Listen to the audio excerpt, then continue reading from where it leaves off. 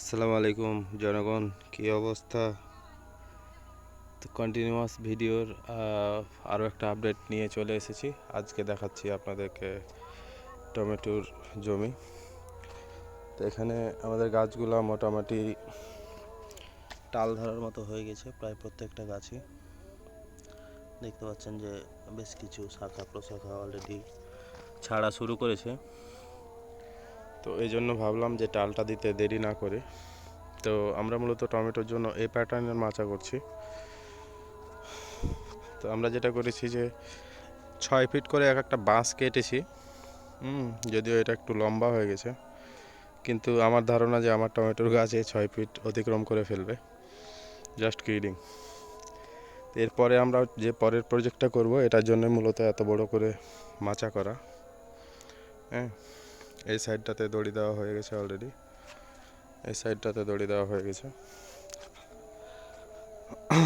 আর বাকিগুলোর কাজও চলমান আছে।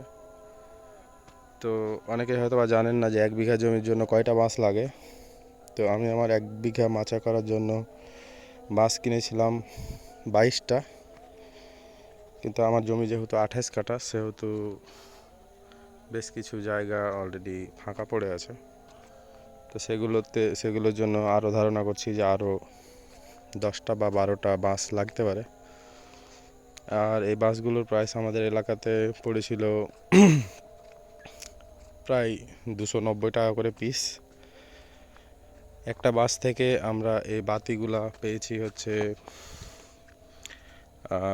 প্রথমত 4টা কাটিং দিয়েছিলাম একটা বাঁশ থেকে, আর প্রত্যেকটার আবার 4টা করে পার্ট করেছিলাম। মানে একটা বাঁশ থেকে 16টা বাতি হয়েছে আমাদের। তো জিনিসটা দেখতে ভালোই লাগছে, নট ব্যাড।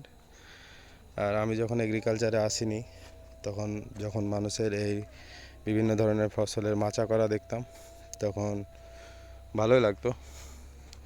তার 6 মাস পরে যে আমার নিজেরও এরকম কিছু একটা থাকবে, তো এটা ভাবতেই ভালো লাগছে। তো এখন যে প্রবলেমটা ফেস করছি, আমার জমিতে মোটামুটি 50টা মতো গাছ আমাকে উইল্টিংয়ের জন্য উঠিয়ে ফেলতে হয়েছে। তো উইল্টিংটা আমি গতকাল থেকে খেয়াল করছি। গতকালকে মোটামুটি 35টা গাছ উঠিয়ে ফেলতে হয়েছিল, আর আজকে মোটামুটি 15টা মতো গাছ উঠিয়ে ফেললাম। তো একটু ভয় লাগছে, খারাপও লাগছে, বাট ইনশাল্লাহ ঠিকঠাক হয়ে যাবে। আগামীকালকে উইল্টিংয়ের স্প্রেটা করব, তারপর আশা করা যায় ইনশাল্লাহ আমাদের উইল্টিংয়ের কোনো ধরনের প্রবলেম থাকবে না। তো ভিডিওটা ছোটই, আগামীকালকে করলার ভিডিও দিব, কিন্তু তার আগে বলে রাখি আজকে করলা হারভেস্ট করেছিলাম। আপনারা জানেন যে গত বুধবারে আমরা হারভেস্ট করেছিলাম, আর আজকে শনিবার, আজকেও হারভেস্ট করেছি। তো গত বুধবারে হয়েছিল 25 কেজি, আর আজকে হয়েছে 22 কেজি। তো নট ব্যাড, চলবে। আর আজকে করলা বিক্রি করেছি 60 টাকা কেজি। তো এভাবে চলতে থাকলেই ভালো লাগবে আর কি।